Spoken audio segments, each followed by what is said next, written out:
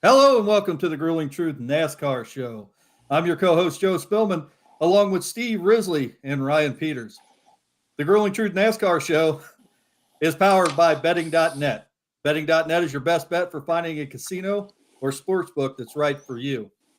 Steve, Ryan, how y'all doing? What's going on? How you doing? Yeah, we had some technical difficulties there, didn't we, Steve? Yeah, well, put all that crap in the hands of a civil servant, and that's what you get. That's right. That's right. So just so everybody knows, just before we went live here, Steve saw the shirt that Ryan was wearing and decided he needed to go change his shirt. So that's why we're 10 minutes late getting on air, because it took Steve 10 minutes to change his shirt. And he did it right in front of us, which made it awkward too. Right. Yeah. Steve, don't do that again. that was Hey. Save that for OnlyFans. If you can't stand the heat, get out of the kitchen. As I secretly enjoyed it. Hey, we got a fun. All right, now I'm going to get off the air. We got a fun packed show today. We got a lot to talk about. Why are you waving flags already? If you're talking about Steve's OnlyFans, we got red flags. That's a red flag, Steve. Before we get started with our show, let's talk about the Xfinity and truck a little bit. Ryan, I'm going to let you do that. I know you probably have a little bit to talk about in the truck race. Well, I mean, it was a good truck race. Dane Smith, if you look, just by the statistics, he won stage 1, 2, and 3. There's a lot of different strategy that goes to these road courses, especially with stages. So the stage winner wasn't indicative of who's typically the best driver, as we'll get to later on. It was a good truck race. Zane Smith ended up winning it. He was in 4th place. He started in row 3 on that final green-white checker. They go in 3 wide, Kyle Busch, Alex Bowman, and Stuart Friesen. Kyle didn't go down to the middle on that deep turn. He got pushed up the track, and, Zane Smith capitalizes and gets his second win, and, he's leading points now. And, it was a good day for him. Chandler Smith, who's in 2nd place in the points, he ended up getting the top 5. So, it was an exciting race. My guy didn't win like I wanted him to, but, at the end of the day, I think Kyle himself recognized he took a bad line. I mean, he took the outside line on close to a 90-degree turn, and, those things happen. Not as egregious as we'll talk about later in the Cup race, but the Xfinity Series race, AJ Allmendinger. Before we go on, yeah, I was in a truck race this week too. Oh yeah, as you all know, I own a beautiful 2020 Ram Bighorn pick-em-up truck with the 400. Right. I found out on the NFL show last night watching him that he's got a Ram truck and he's got them balls that hang down off his truck. No, I don't have those. I get shot in California for those. Go ahead. But I do have the big 400 horsepower Hemi engine in it. I was sitting in a stoplight and some little nice Hispanic gentleman pulled up next to me in his Kia with the baffles off and kind of revving his engine, and I thought, I'm not tolerating this crap. So when the light turned green, I punched it, and then 400 horsepower kicked in. Back end broke a little loose, but nothing in the back today, not hauling stuff. And we left that little Kia sitting somewhere 2 stoplights back by the time I got to the car wash. Steve, I thought you were going to say by the time you got to the gas station. Well, that was the thing. The only thing I was getting ready to say was I looked down at my gauge and checked speed because I'm like in a residential neighborhood. Yeah. I noticed the only thing moving faster than my tack was my gas gauge. Yeah, and it's $6.59 a gallon out here for V power, which is what you got to run in that engine. It hurt, it stung, but nothing like American muscle. Steve, isn't street racing illegal in Malibu? It's illegal everywhere, dumbass. Jesus Christ. Ryan, let's talk about the Xfinity race. The Xfinity race got full time in the Xfinity race series. AJ Allmendinger, he best road course racer out there right now, especially in the Xfinity series. More known for road racing. I don't know if you could say best road course racer, but definitely known for his road course ability and his skills that way. Now he's in the Xfinity Series. He's starting to show, a lot of prowess during the ovals. But at the end of the day, he was the man to beat. He was the betting favorite, I believe, on quite a few of the websites that we've seen. And, he just took it and, was one turn away from winning the next day too. Yeah. I think we'd be having a different conversation right now if Allmendinger didn't win that race. I think everybody expected him to, and he did exactly what he was supposed to do. Steve, did you get a chance to catch those races? I watched a little bit of it, but I want to say I was involved with Xfinity too in a racing kind of situation this weekend. Let's hear it, Steve. Well, are you going to tell us?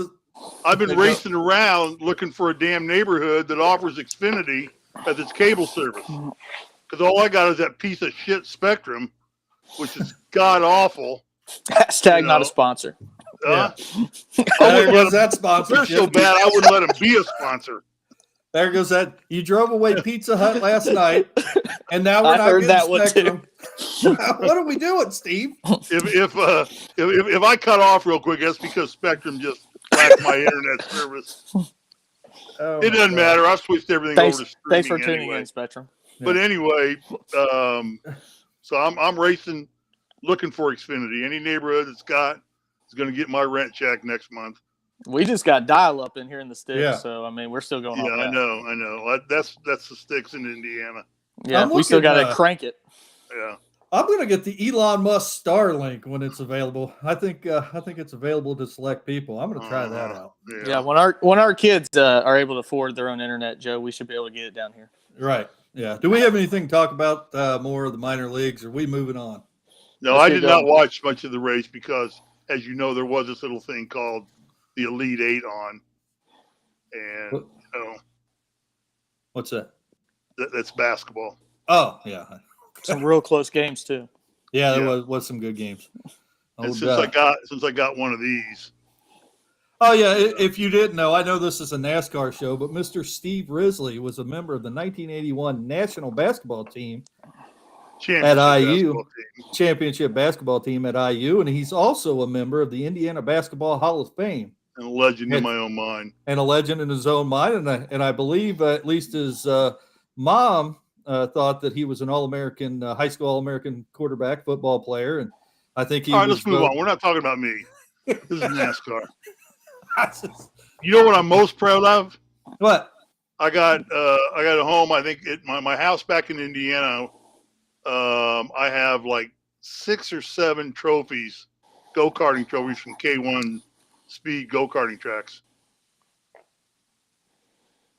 You're more proud of your go-kart trophies than your national basketball? Yeah, it's a ratio, buddy, which is gonna come into play here a little bit later on, which is why I genuinely think that the only people winning races in NASCAR right now are 30 and under. Because they grew up on the go-kart tracks. But before we do, Steve, let's talk about our picks from last week. If you guys remember, we picked 5 drivers.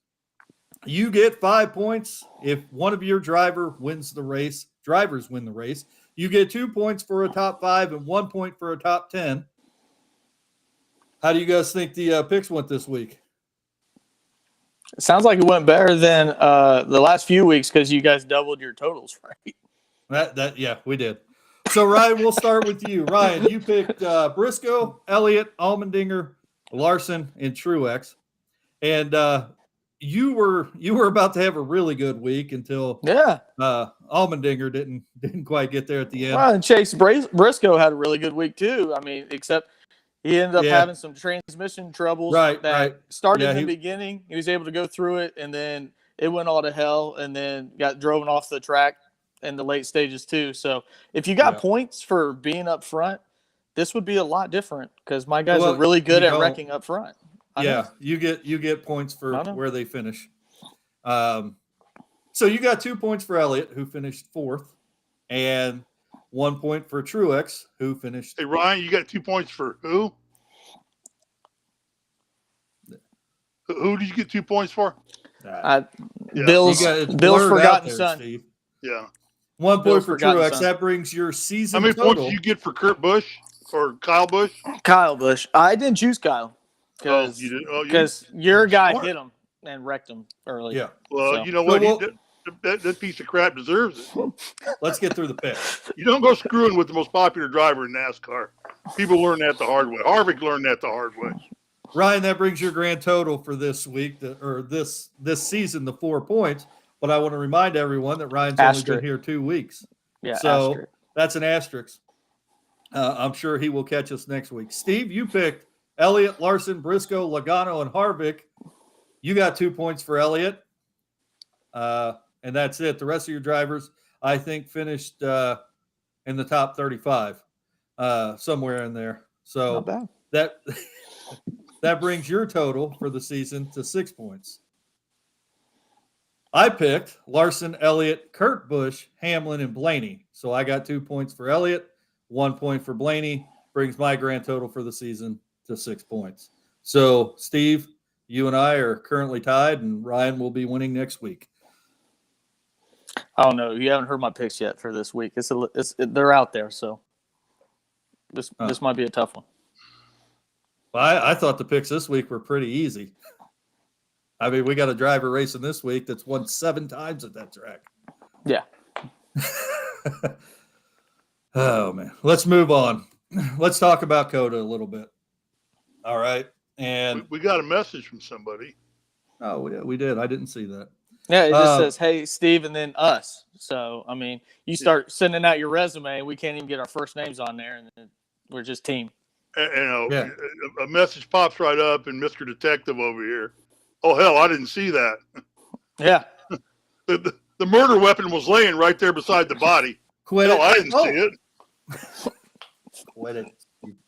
Anyway, let's talk about COTA a little bit. I think we talked earlier, a couple shows back, about ratings and viewership of NASCAR this year. And I think for Daytona this year, there was right around 8 million tuned in. There was a big week last week at Atlanta with what we end up saying, 3.7 million tuned in. You remember how many tuned in last week? I do not. It was like 4 million last week, and then I think it was 3.4 or something like that this week. Which again, they're contending with. Yeah, 3 point. Right, 3 point, and that's my point. 3.7 million people tuned in this week to watch a road race. For, typically the road race ratings in years past haven't been that great because, all in all, a lot of old school NASCAR fans, I think, find road racing boring, in my opinion. I do not. I like the road races, but I don't think at the end of this race, the last 2 laps of this race, you could have asked for a better race anywhere. That was a great race, really exciting. I know, Ryan, that you didn't like the outcome of that race, but I don't think you can ask for much more out of a race. And I think we need to talk about the cars a little bit and how well they performed on that road course this year. So, Steve, what do you think? Well, I think the road course racing is going to get a lot better in NASCAR because of the quality in the development of the drivers that are coming up now. Most all these young drivers, and then we talked about that a little bit earlier, and even in prep show, these guys are all being raised on go-karts now, and not on sprint cars or dirt tracks and things like that when they're growing up. Used to be, the Earnhardts ran modifies on Saturday night specials on dirt. All of them did. All the older guys did that. And now these new guys, we got 6 winners, 5 or 6 new separate winners. All of them are under the age of 30, and all of them are coming up through the go-karting ranks. So I think the road course has gotten exciting. It used to be you put somebody in the lead, somebody that had some idea of how to drive on a road course, like say a Martin Truex or maybe a Harvick or sometimes Dale Earnhardt, some of the guys like that. But hell, they've gotten past and left in the dust now. Hamlin, those guys were all leading and winning races on the road courses before. Now, those guys aren't even in contention anymore. Hell, Kyle Busch can't even keep a damn car on a track on a road course. You know, hey, I'm about look, to go there's a Will third. Smith until you get my guy's name out of your mouth, Steve. What guys like Kyle Busch don't realize is that steering wheel does go right every once in a while. Keep Kyle Busch's name out your mouth, Steve. Oh yeah, right. I'm sorry. I'm no. Talk about the race. Quit talking about my guy. Go ahead. Hey, we got a comment from Shay. Says, have you seen that they are enforcing electric vehicles only for one NASCAR season just to test it out? It's coming next year. I think you may have got some wrong information. I do that's think a separate series. Yeah, there's a development in the series where they're going to use electric cars, but that has nothing to do with NASCAR's top circuit that we are discussing now. I don't think that's feasible until they get a battery that lasts longer than 3 hours. Yeah, that'd be some short races, make it four times you're around. You're going to have to keep all the races under 200 miles. Steve, I want to echo something off of you as well. When you talk about the younger guys winning here recently, Kurt Busch got interviewed, and he said, what is going on now that's different, previous years with the young guys? And he mentioned, he goes, when we grew up getting into this sport, we had 2-hour practices. You had happy hour, you had another practice. He goes, now we get 20 minutes, and all the other stuff is done through sims. Everybody's got a sim rig. They're all $100,000. And, now that they're not doing this on the track, they know to hit all the gear points, where they need to shift. They know exactly where these turns are because of iRacing and all these other simulators have made it to the point now these engineers are basing everything off of the sim game. And it's younger drivers who obviously dove into that first, especially like a William Byron. And now they're coming onto the scene where nothing is surprising them versus, you get a guy that goes to Watkins Glen and the happy hour might have been the first time he's ever drove that course. So, I think to echo what you're seeing in NASCAR, it's from the way that technology has changed it and also the way that these kids are growing up. Yeah. Yeah, and I think you're just seeing a total change of guard, Ryan. Check me if I'm wrong, but the old guys are just getting pushed to the back now because they don't quite understand. I frankly, I'm 63 years old. My son lives and dies on Xbox and plays. He's a lot younger, and I can't go in there and hardly turn the damn thing on. Let alone play. He bought me a NASCAR game one time with a steering wheel and everything, and I kept trying to pull a Kyle Busch, just put it in the wall all the time. Get 2-time champion. Yeah, 2-time wall champion. Yeah. So, but it's a whole different technology, whole different mindset, a whole different set of training. These guys understand how to use the Sims system. I think the older guys don't really quite figure it out yet.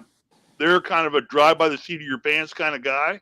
And I think that was prevalent too during the lockout or during COVID when this first initiated. It was these younger guys because they had their own e-racing league that they were televising. Well, they had it on TV. They were showing e-racing on TV. Right, and it was William Byron, Joey Gase, the younger guy that's in bad equipment, but other people, Timmy Hill, another guy that's never been in really good equipment, but these guys do really good on the sim scene, and now it's starting to translate into real life auto racing, and I think that's why they're more prepared now for before they even get on the track than they have been ever before. Okay, well, I'll tell you what's going on here, Joe. You need to read some of these questions. We're getting some really good questions on here. I am. I'm letting you guys talk. Need to go ahead and read them to Ryan and I, since you seem to know nothing about the sport, and Ryan and I seem to be pretty smart about it. So we'll do the talking if you'll just do the reading the cues and teleprompters, like Joe Biden. Want to be a lot more quiet. There's people behind Joe Biden trying to save the world, and Joe just gets up there when they get his meds just right. It's a NASCAR show, Steve. And he just talks about what he can read off the teleprompter. I love that sound of a good old. It says, "Want to be a lot more quiet and peaceful good with old electric PBR. vehicles." I went to NASCAR last year, and my boyfriend couldn't take the sound, so we had to wrap towels around our ears. Yeah, for sure. Going to a NASCAR race, going to any race. I mean, you go to a dirt race, it's loud, and it's highly recommended that you take hearing protection with you. I can't. I can't imagine going and sitting in those grandstands with. Who wrote that? I'm not sure what the name is there. Oh, Brett okay, Hand? yeah. Brett Hand. Yeah, breath hand, yeah. All right, let me tell you that. If you don't want to get dirty, get smelling like gas or rubber, and you don't want your ears to ring a little bit, and you don't want to feel the cars as they go. Have you ever gone to a place like Daytona or Michigan or Bristol? You feel the cars coming by. I mean, you almost actually feel the concrete stands kind of swaying out a little bit from the weight of 40 cars coming at you at 200 miles an hour. If you don't want that, then I suggest you just don't go to NASCAR. Go to the circus and get on a merry-go-round and ride that. Well, that's all part of the allure of going there. I don't think it's also going. I think. Oh, go ahead, Joe. Sorry. That's a great point, Steve. That is, you talk about diehard NASCAR fans. They want to smell the gas. They want to smell the burnt rubber. They want to listen to the loud cars. That's part of going to a race, and that's really the allure of it, like Steve says. Brett Hand also asked, in your opinion, what do you think the hardest part of driving a NASCAR is? Ignoring all the stuff on the car computers. Ignoring all the stuff the car's computers do. Staying away from Kyle Busch. Yeah, that's pretty. Because he's going to wreck at some point. So, Right. No. I don't know, Ryan. I would think the hardest part and I've ridden in a petty thing, driving experience. I did not drive because those cars aren't built for people 6'8". And they were kind of a little afraid to let me do that if something – my feet would not get down to the gas pedals without it ramming into the dashboard. And they weren't too safety oriented about that. So I got to ride. But I think just keeping that car going straight and in a line, because I even noticed when we went out on the track, and he took it up to about 160, which was the max, I think. I think we were at the Brickyard. And you could feel the wind just wanting to push that car around. And you're talking about going a track like Daytona where guys are 3 inches away from you. And in the old cars, you rub the fender, and, you started the calamity. You started the big one. So I just think just staying in your lane and trusting that everybody else is going to stay in their lane is probably the hardest single thing about driving a NASCAR, I think. I want to address this question too, and then we'll get back on topic. It looks like Dirk answered Brett Hand. Those cars pretty much drive themselves, like a plane on autopilot. Dirk. Well, some tracks they do. Yeah, but this season that's very much not true. I don't think you could ever say that a car in any series actually drove themselves. No, I mean, this is troll. It takes an incredible amount of I think what he's eye-hand coordination to drive a car. And we've heard this, and I've talked to drivers. Daytona is a track that they say pretty well. You just put your foot to the ground and you just hold on to the steering wheel with one hand, rest your other hand, and you just kind of tap it down to the left, and the banking turns the car. The downforce keeps the car on line and on its plane, and you pretty well, the car will, a little bit of help, drive itself around that track. Now, that's if you're going by yourself. Yeah. Right. With the turbulence of 40 other cars out there with you, you're going to have to really hold that baby steady, because there is a lot of turbulence and wind coming through your car, over your car, under your car, dancing you and moving you around. So, yeah, but I don't think there's any track where the cars drive themselves. No, especially not this year. That's we're not going to see it this weekend at all either. Wanted to eliminate. Hey, we're going to move on, though. We got more questions. But before we do, I want to remind everybody that The Grueling Truth is powered by betting.net. Betting.net is your best bet for a sports book or casino that's right for you.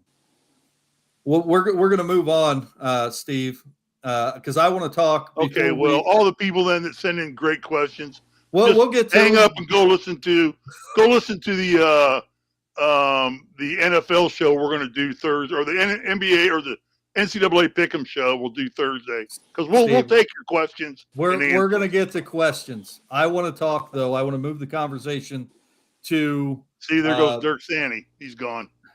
Wouldn't answer his questions. We just answered one of his questions, Steve. Because Customer I want to focus. talk about so we saw Bubba Wallace lose a tire this week. And then we find out this week that his crew chief, his jackman, and his rear tire changer have all been suspended for 4 races.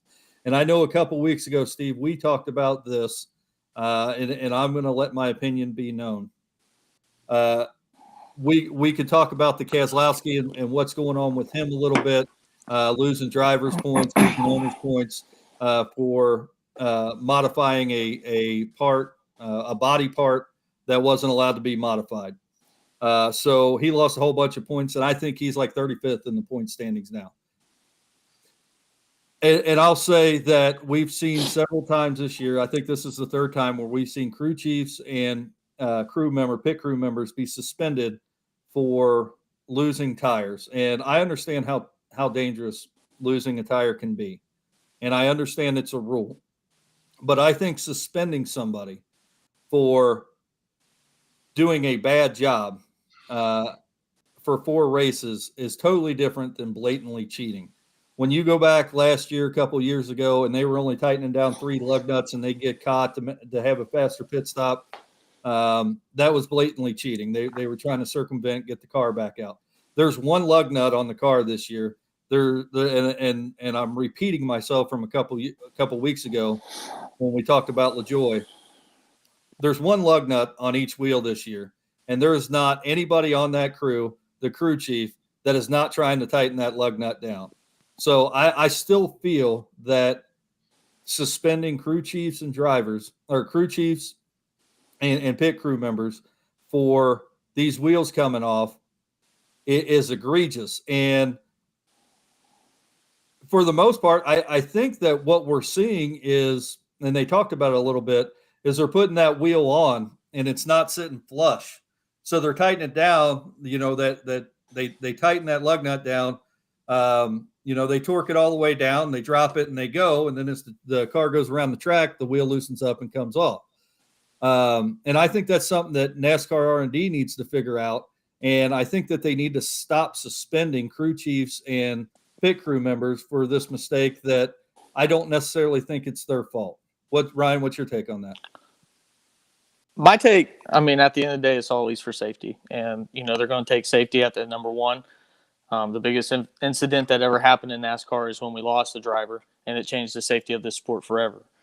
And I think, while there is a learning curve, they've had the wheel. One of the only things that hasn't changed is the wheel. And you're talking millimeters where there's like 36 different holes to where these tires attach, these 6 to 8 different spots. So if a crew member is trying to hurry up and get his driver out and his tire's not flush, that's on the crew member. And I just don't think that NASCAR is ever going to change that aspect of what the penalty is, because it's universal all the way around. I don't know what suspending the crew chief does. I don't know what suspending the jackman does. At the end of the day, there's only one guy whose job is to tighten the lug nut, and that's the tire changer. So you're right on that. Now on the, the one thing when it came to the lug nuts before, when you have 5, I could understand the penalties and, there's grace periods and things like that. But when you guys have tires rolling down the speedway at almost 200 miles an hour, you set up a scenario. Number one, that's dangerous first and foremost. And number two, you can potentially impact other drivers. That tire goes flying in the air and hits the windshield of a car behind them. Now that guy's out of the race because of what you failed to do on your own. So I just don't see it changing. Maybe they can go back at the end of the season, but the rules for everybody. So whether it happens or not, I think it's probably best the way it is. Good point. And that's a valid point. Steve, you got anything to add to that? No, I agree more with Ryan than you. These guys are highly paid professionals. Well, no, they're highly paid professionals. By now, they've used single lugs in F1 and IMSA and SCCA and IndyCar for God knows how long. Right. And this had virtually never happened. You virtually see a tire just fall off a car. So this is on the people that are the functional people that are doing it. And I guess you look down the lineage of who gets suspended. I think they want to punish the team enough, so they're going to take the pit crew chief out, or the crew chief, the jackman. So you got to go find the new jackman now, and the tire changer. I'm really fine with it because I remember, and Ryan, you probably remember this too. 20 years ago, there was a tire that came loose at Indy, and a car behind it hit it and popped it right in the stands, killed 2 people, went right over the retaining fence. One of those tires, and it just landed right on a father and his son. Right. And, they went there to go see the Indy 500. They went home in a coffin, basically. Yeah. And I think that safety is paramount, and these guys have got to learn how to do this. Now, this single lug thing is not, we popped that on them 2 weeks ago. They've had and they should be training like hell to get that tire centered and get it on there and get it going. I'm fine with the penalty. It should be harsh because a loose tire not only puts other drivers in jeopardy, it puts fans in the stands in jeopardy because a car can hit that tire and kick that thing over that retaining fence. And, you got a lot of tracks where you got people sitting all around now in the mounds. You got stands, and it's too dangerous to not. And I'm fine with it. It's harsh. But it's universal, as you said, Ryan, and it's applied equally to anybody for any reason. And I think they got to get that right before they do anything, because you're endangering the spectators. That's the most way to endanger a spectator is to have a loose wheel running down the track and 200 miles an hour worth of 5 or 10, 15 pack of cars coming at them behind them. I agree. I disagree with you, Ryan. I don't think, or not Ryan, Pat or Joe. I think the penalty's fine, and I damn well bet you that Bubba's team is practicing tire changing and getting it right now. Oh, most certainly they are.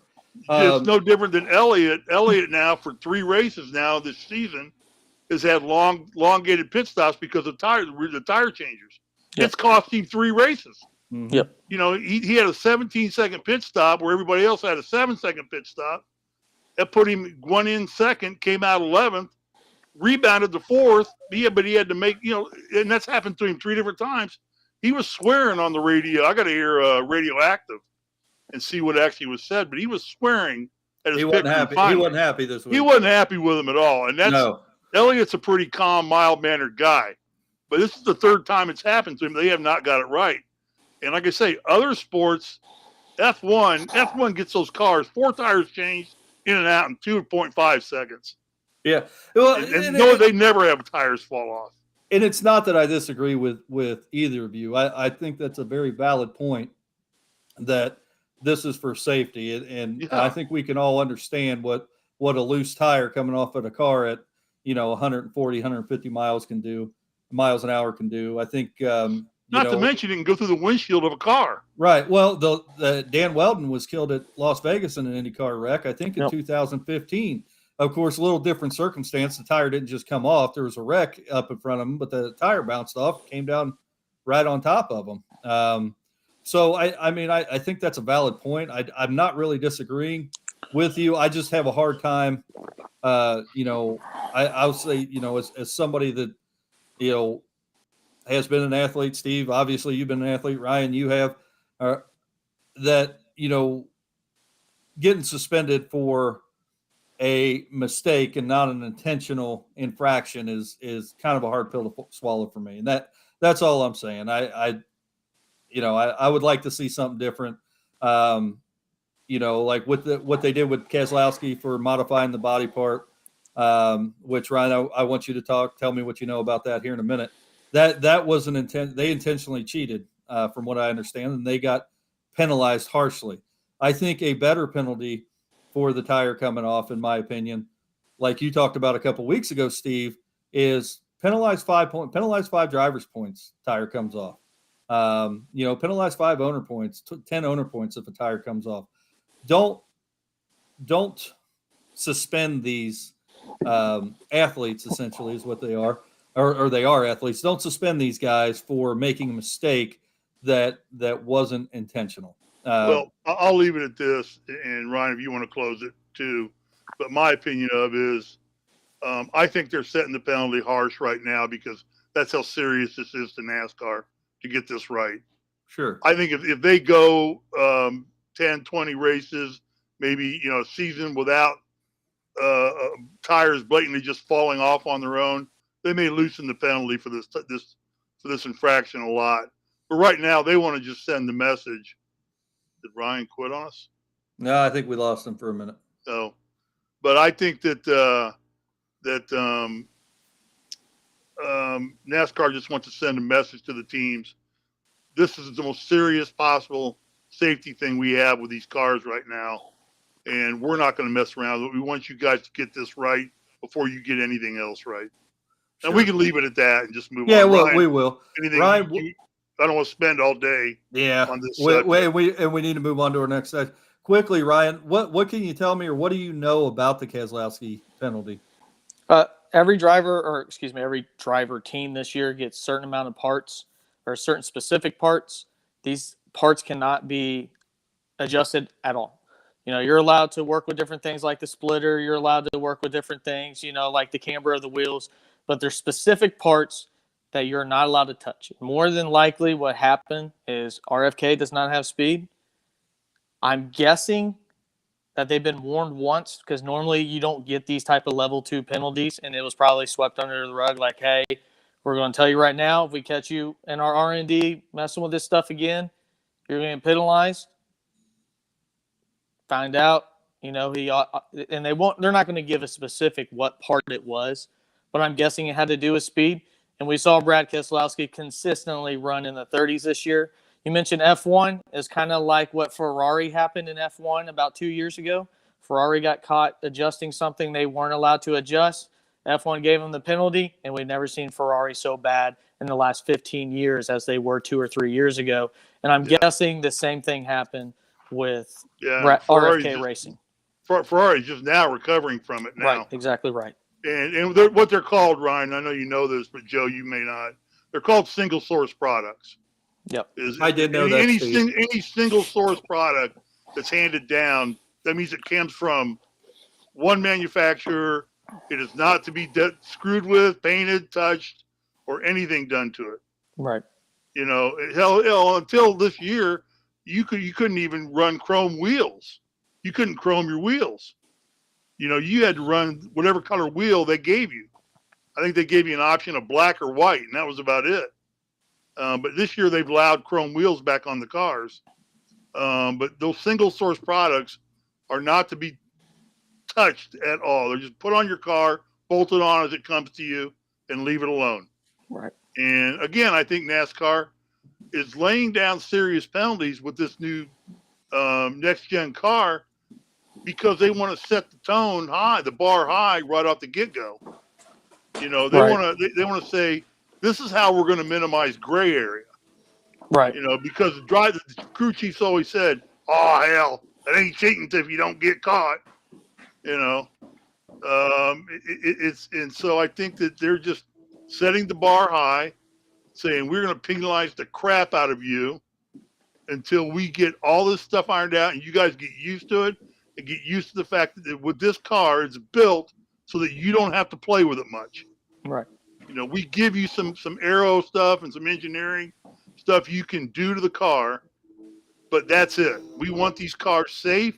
We want them as close to being equal as we can with whatever little modifications you can make, and we're going to race.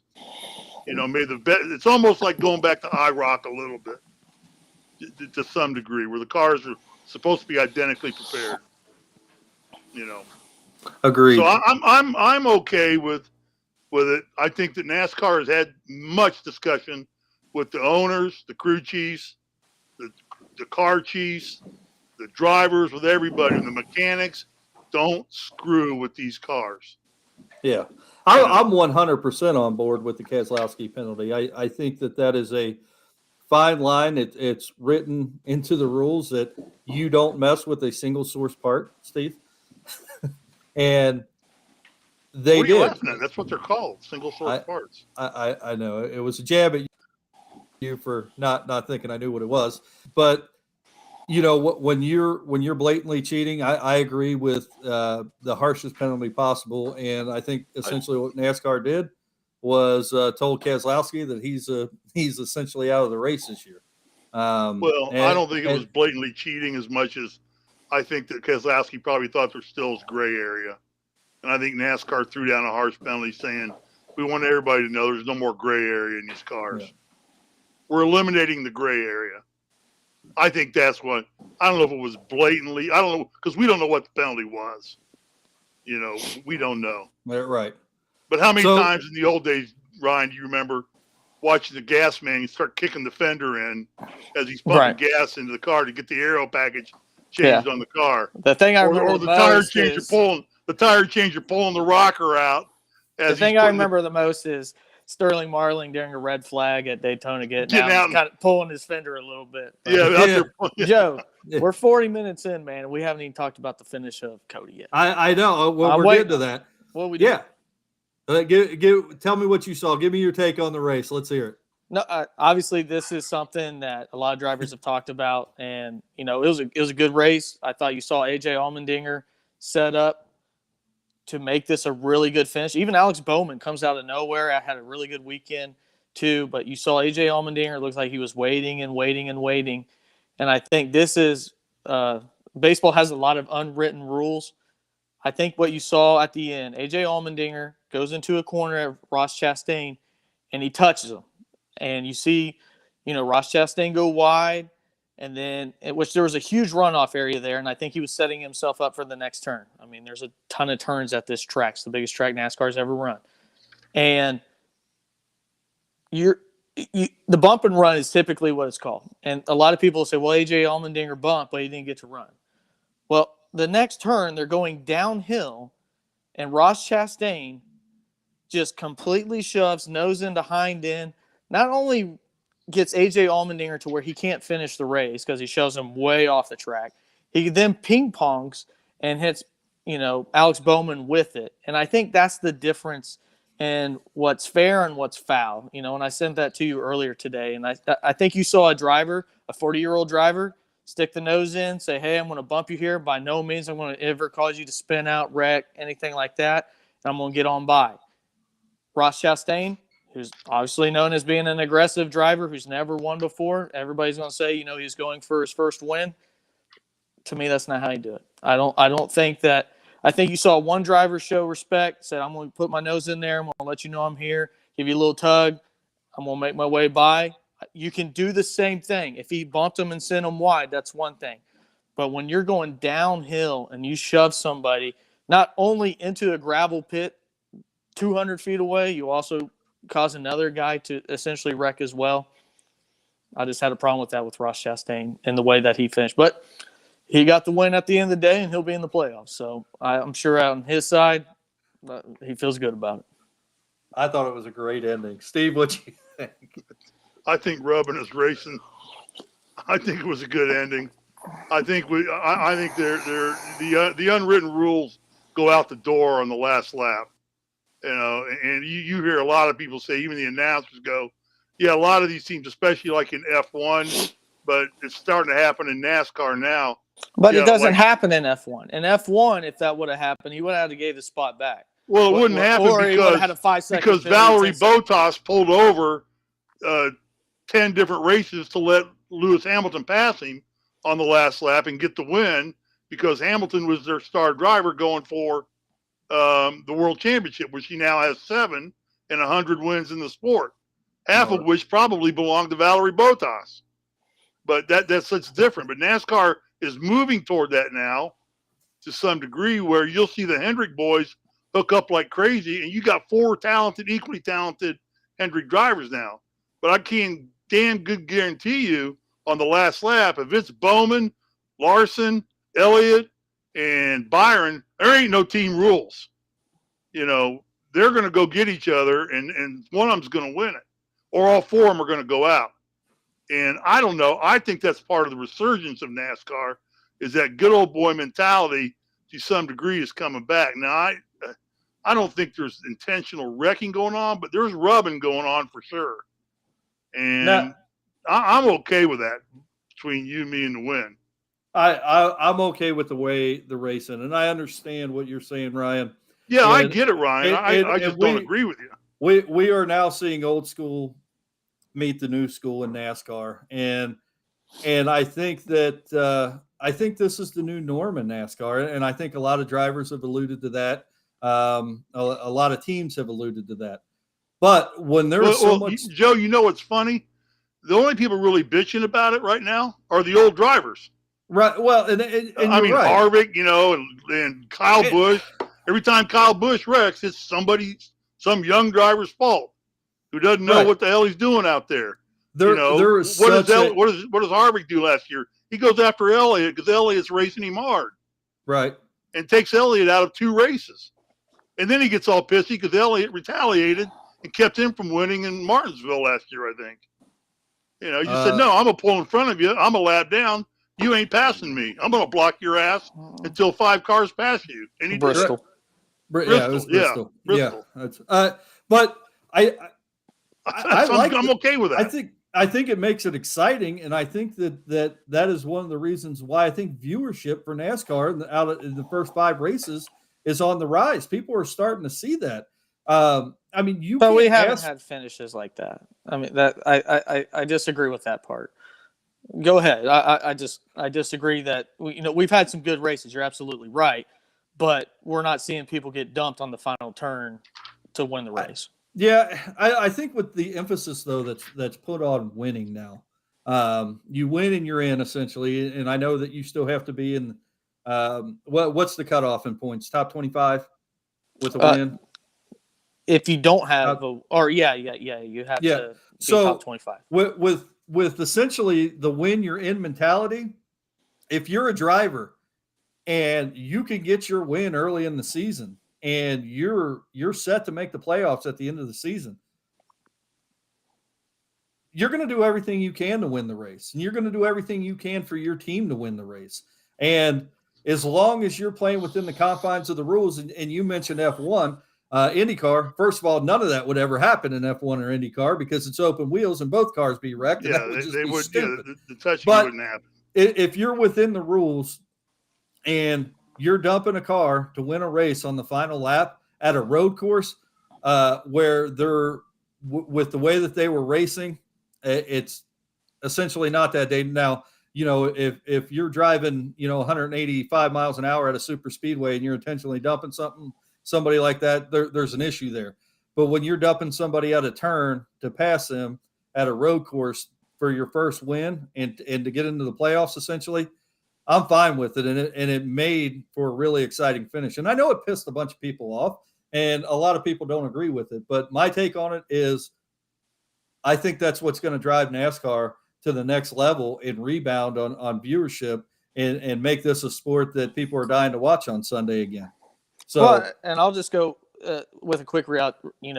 I think back to 1999, there was a night race. It was at Bristol. It was Terry Labonte and Dale Earnhardt. They were, back and forth. Final lap, it was really close. The Intimidator did what he typically does, and he wrecked him. And there's a lot of people, that the Intimidators had, claimed as his victim. But I remember that race so much. I was 9 years old. Dale Earnhardt gets on top of his car, and the entire place booed. And I guarantee you. Oh, we lost him.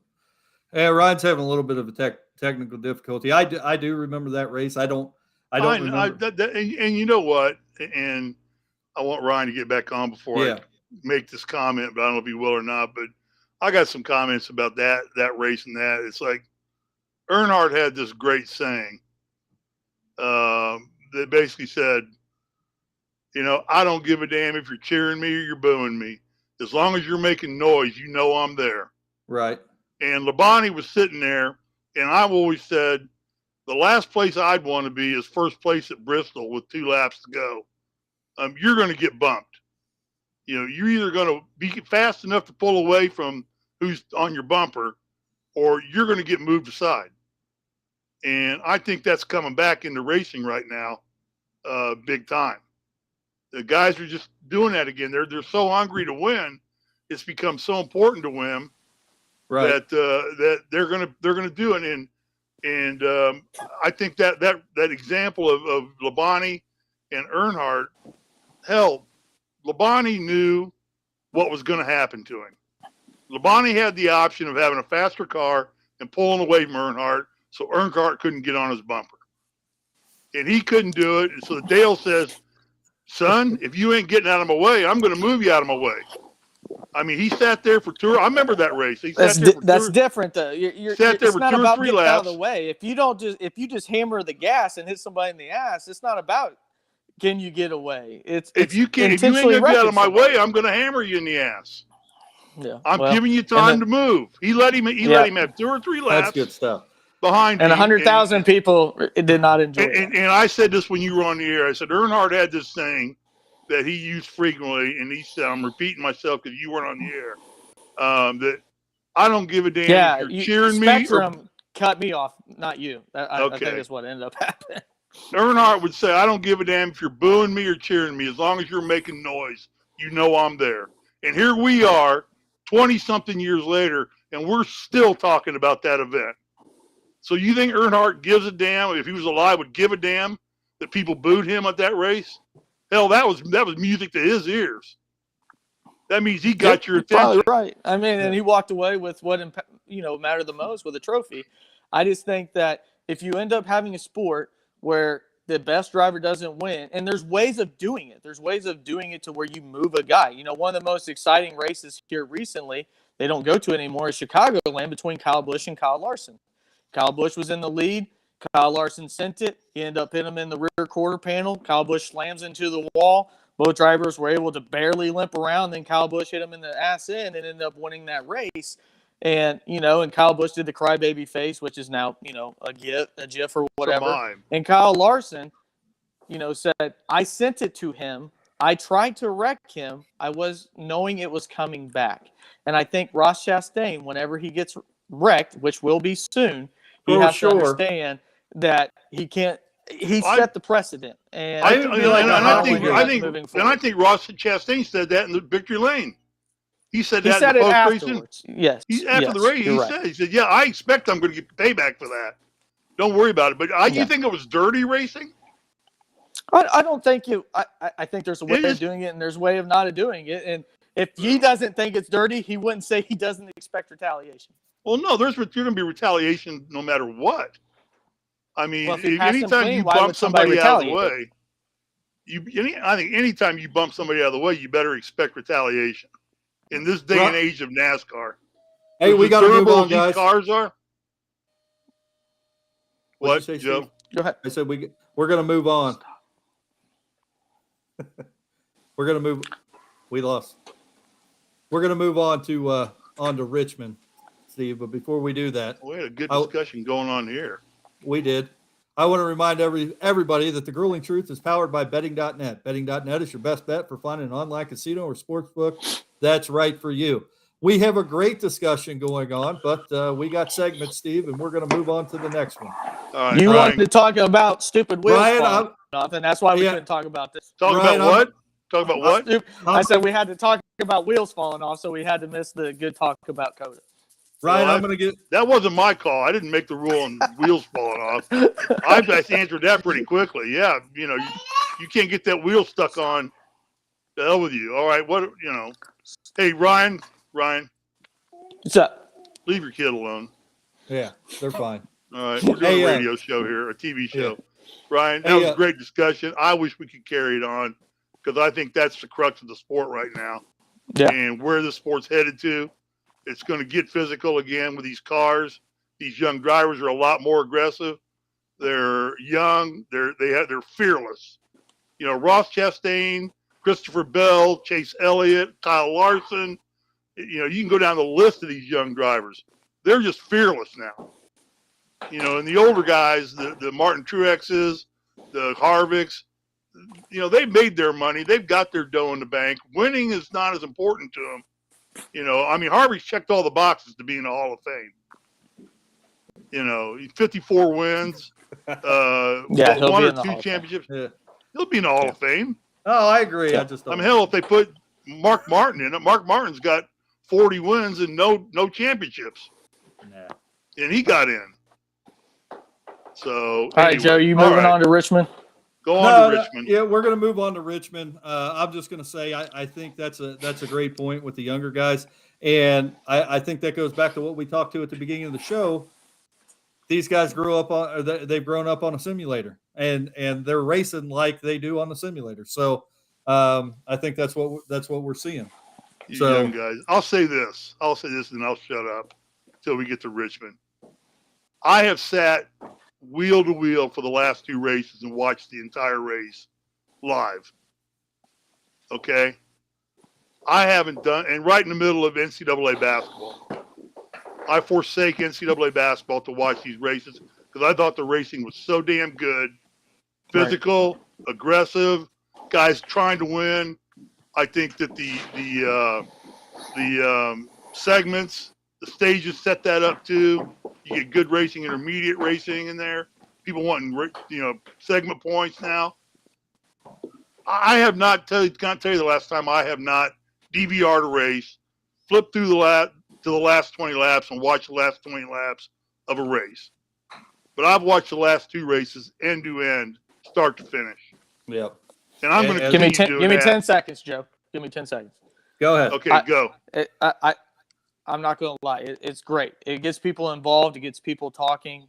It's an exciting product, kind of like the argument we had last week when it comes to the super speedways. As long as it's not consistent, and I think it doesn't hurt the value of the sport to where, if you're in second place and the guy that ends up winning is because he wrecks the first guy every week, I'm fine with it. I want more people talking NASCAR, and then people probably tuning in wanting to hear about the ending of this race and what we thought. And I think that, they got that. They got both ends of it. And at the end of the day, more people watching NASCAR is the reason why, we love this sport.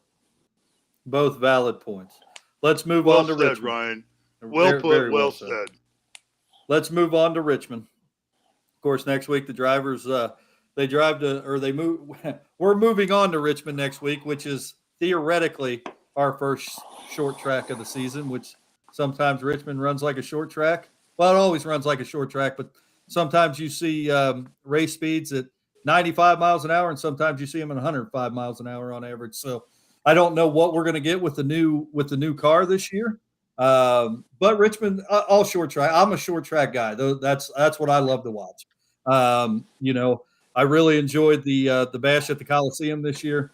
Quarter mile's a little bit too small to have these cars on, but when you talk about Bristol, Martinsville, Richmond, this is what I like to see. This is this is my kind of race, and of course I'm into sprint cars and modified dirt tracks. And I love that racing too. So. We're moving on to the first, like I said, short track.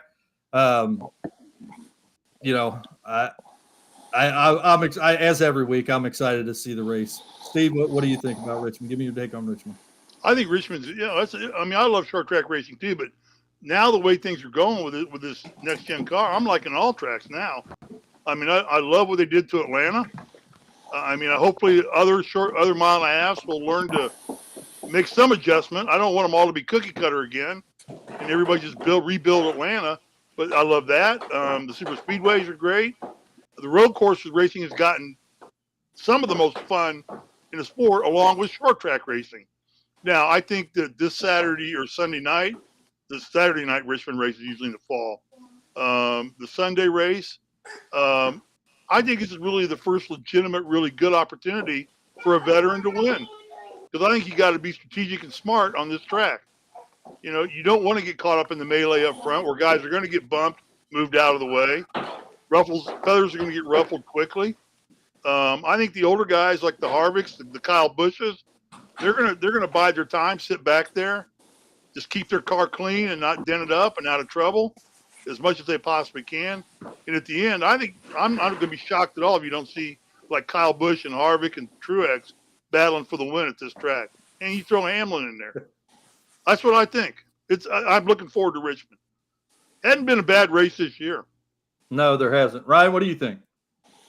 Richmond, like the last couple of years when they introduced the 550 package, I don't think has been what normal Richmond was, multiple lines, things like that. I hope we get back to what Richmond used to be, and it was a really exciting race. I think fuel strategy is huge at Richmond. I think this is where the elite pit crew chiefs and crew members really separate in a race like this, in a 3/4 mile track, where you're able to use different grooves. And it's been a place that Toyota traditionally has done really, really well. And it will be big because you mentioned these older guys, Steve, and 3/4 of them are at Joe Gibbs Racing, and they're not racing very good. I mean, Denny Hamlin has not been able to find a top 10. Martin Truex, due to, a late pit stop, was able to put himself in, him and Christopher Bell, to get into the top 10, but it wasn't because they ran good all day. Right. Kyle Busch has still got like the 4th most laps led, but at the end of the day, it's where you finish, not where you run. And it'll be interesting to see if these older guys and these Toyota drivers can continue their dominance here. But something with Chevy's going on right now. They talked about during the offseason, they all kind of came together. And I think you're seeing that continuity for all these different teams. Trackhouse is a serious team now. We mentioned Ross Chastain, and we're talking about him, about how, he's looking for his first win. The hell with his first win. He's got 3 podiums in a row, second, first. And, Daniel Suarez is running up front consistently. And you're seeing these out of the Chevy teams. Eric Jones has been running up front, and nobody thought GMS Petty Racing would be, a serviceable team. Meanwhile, you got teams like JGR, and outside of just having Chase Briscoe, you're now having Stuart Haas not doing well. And what does that have? Veteran guys. So, it'll be interesting to see if these teams on a track on a 3/4 mile like Richmond can turn it around, because if not here, when? Well, I think, and just tying, first off, you talk about what's important in this race. Ryan, I think you'll agree with me. Joe, you too. Pit selection is critical on this track. Qualifying becomes so important at this track. Is you got to get the good pit selection. Right. All short tracks. That first stall coming out, that's worth a lap, a segment. Absolutely. By itself. Just getting that first. So that's important. You talked about the teams not running well. Stuart Haas, Joe Gibbs, some of the older teams that, Aero's not as critical on this track as it is on the tracks they've been running on up until now. I think this is a good old boy track, if there ever was one, along with Bristol and along with Martinsville. Yeah. And I think this is a great opportunity for Hamlin and Harvick and Kyle Busch, the JGR team, the Stuart Haas team, the older teams, even the Penske boys aren't really running that great right now, aside from a Daytona win. They're not. Yep. But I think this is a track for them to start some resurgence and build some forward momentum. I expect to see an older driver win this race. I kind of do. So I think it's a great opportunity for them just to jumpstart their program, get the momentum going, get some confidence up in their team, and doing things and getting going. So, again, the layout of these races and where they're falling in order is great for the sport right now. I agree. And we have come up on just over an hour, guys. Those are some great takes on Richmond. Let's get to our picks before we close out the show this week. So, Ryan, did you pick first last? Joe? Yeah. I'll give you a little cure. I think for Joe that picked hour. first. I think you picked last time, Joe. I know. I'll give you a little cure for that hour thing. Just get a mail Depends. So if you got to pee, that's what it's good for. Because good pastor always has to pee right about now. Yeah, my prostate's still in good shape, Steve. Okay. Well, mine is NASCAR too, 63. Way. What? It's the NASCAR way. Just go in your fire suit. Just go in your fire suit. Yeah, don't worry about it. It'll dry. All right. I'll go ahead with my picks. I got Martin Truex Jr. You mentioned a guy that's been doing really good here recently. That is Martin Truex. He's won 3 out of the last 5. I got Joey Logano, who's, again, another guy tough on short track. He's been running in the top 5 here recently. And then things get a little bit crazy after this. So this is some guys you could put some odds on. Austin Dillon's been a top 10 racer here in the last 3 years. He's been running really good as a kind of a wild card guy. I also have Eric Almirola, who's had a couple top 10s here in the last couple of years. And then Alex Bowman, who won it last year. He seems to be running really good right now. Some people say he backs into wins. I'm not going to call out any names who make quotes like that. But, he almost backed into a win last week. I think he continues.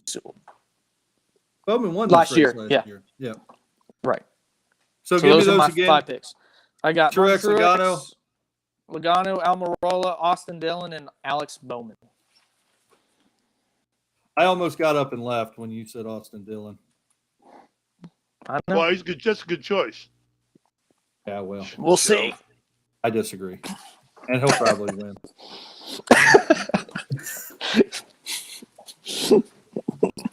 Steve, you want to go or you want Ryan me to go? Joe's the kind of detective as he finds the knife there laying next to the body. He goes, "Look, here's the murder weapon." Joe, he's got 6 bullet holes in his body. I don't see 1 stab wound. I doubt that that's the murder weapon. Suicide stab in the back. Well, you know what the simulator is to Joe, don't you? It's the game of Clue. I think it was Colonel Mustard in the conservatory with the lead pipe. Steve, you told the exact same joke last week. I know. Good jokes repeat themselves. Give me your pick, Steve. I'm going to go with a guy that's had a couple bad races and ready to rebound. I'm going to go with Larson. He runs small tracks very well. Elliott has not run well at this track, but I think that man's hungry for a win and getting tired of being the only Hendrick car and Chevy who has not won. I'm going to take Ryan Blaney. I think that boy's due for a win, too. He's been running up front, and he runs short track decent enough. His pit crew has killed him this year, kind of like I know. It's It's not him that's killed him, so it's his pit crew. I agree. And then I'm going to go with Logano. I don't think Hamlin is just quite there yet, and Harvick. I'm going to go with Harvick and Logano. So, and I wanted to take, in all seriousness, I wanted to take Kyle Busch, but I think Kyle Busch is his own worst enemy right now. I think he expects bad things to happen to him. He's got to get over that mentality and go be the old Kyle Busch and be rowdy and just knock the crap out of some people and go win some races like he used to win them. And then get booed, and then he's in a happy place. Right. He's as close to Earnhardt as there is right now.